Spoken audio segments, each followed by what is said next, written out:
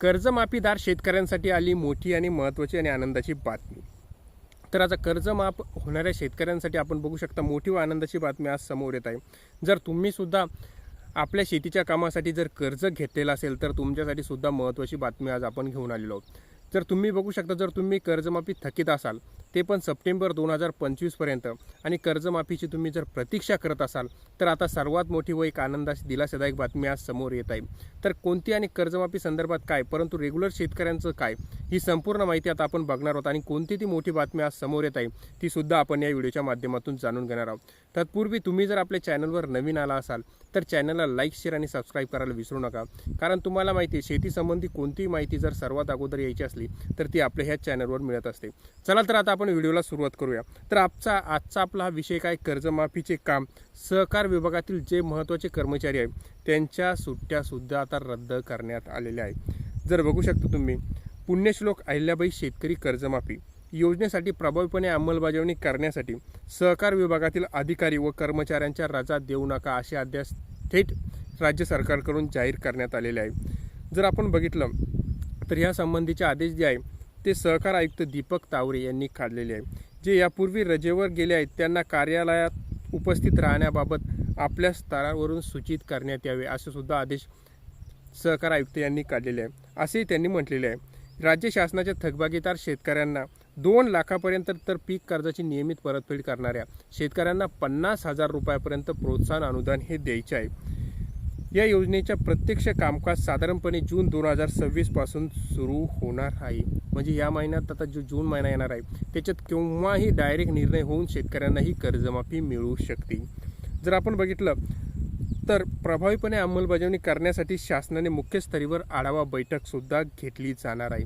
यासाठी जिल्हा उपविभागीय उपनिबंधक, सहाय्यक निबंधक आणि जिल्हा विशेष लेखापाल सहकारी संस्था वर्ग 2 या अधिकारी व त्यांच्या मुख्यालयातील कर्मचारी यांनी सुद्धा उपस्थित राहणे गरजेचे आहे। आता शेतकऱ्यांना कर्जमाफीचा निर्णय हा केव्हाही होऊ शकतो।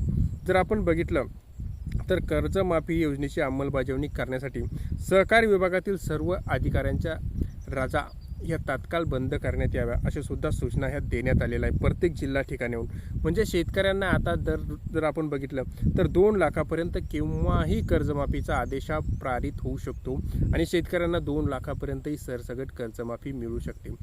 त्यासाठी तुम्ही जर बघितलं आपण तर कर्ज हे तुम्ही म्हणजे आतापर्यंत कर्ज हे तुमच्यावर 7/12वर असायला हवे। जर तुमच्या 7/12वर कर्ज नसेल तर तुम्हाला सुद्धा कर्जमाफीचा लाभ हा मिळणार नाही।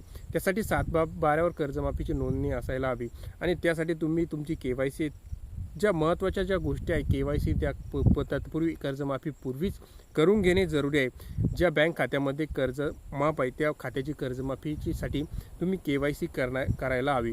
आधार लिंक असलेले खातं सुद्धा असायला हवे आणि जर बघितलं आपण तर शेतकऱ्यांसाठी 30 जूनच्या आतच ही कर्जमाफी होणार आहे आणि सरकार शेतकऱ्यांना मोठा असा दिलासा देणार आहे। तुमच्याकडे किती कर्ज आहे, जर तुमच्याकडे 2 लाखापेक्षा जास्तीचे कर्ज असेल तर तुम्हाला त्याच्यावरील कर्ज हे स्वतः भरावं लागणार आहे। सरकार फक्त कर्ज हे 2 लाखापर्यंतच माफ करणार आणि त्यामध्ये सुद्धा बऱ्याचशा नियम व अटी राहणार आहे। त्या कोणत्या असणार आहे हे अद्यापही कोणालाही माहीत नाही आणि त्या संबंधीचा GR सुद्धा आलेला नाही, परंतु नियम व अटी ह्या जाचक असणार आहे। म्हणजे जे शेतकरी खरोखर कर्जमाफीसाठी पात्र आहेत अशा शेतकऱ्यांना ही कर्जमाफी मिळणार आहे। ज्या शेतकऱ्यांनी कर्जमाफीचा फायदा दुसऱ्या एखाद्या कामासाठी कर्ज घेऊन केला असेल अशा शेतकऱ्यांना ही कर्जमाफी मिळणार नाही असं वेळोवेळी आपल्याला माहिती आहे मंत्र्यांनी सूचक असे वक्तव्य सुद्धा देण्यात आलेले आहे।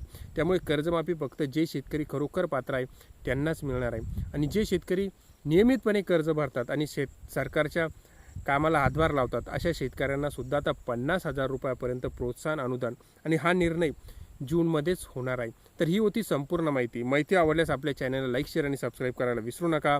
धन्यवाद।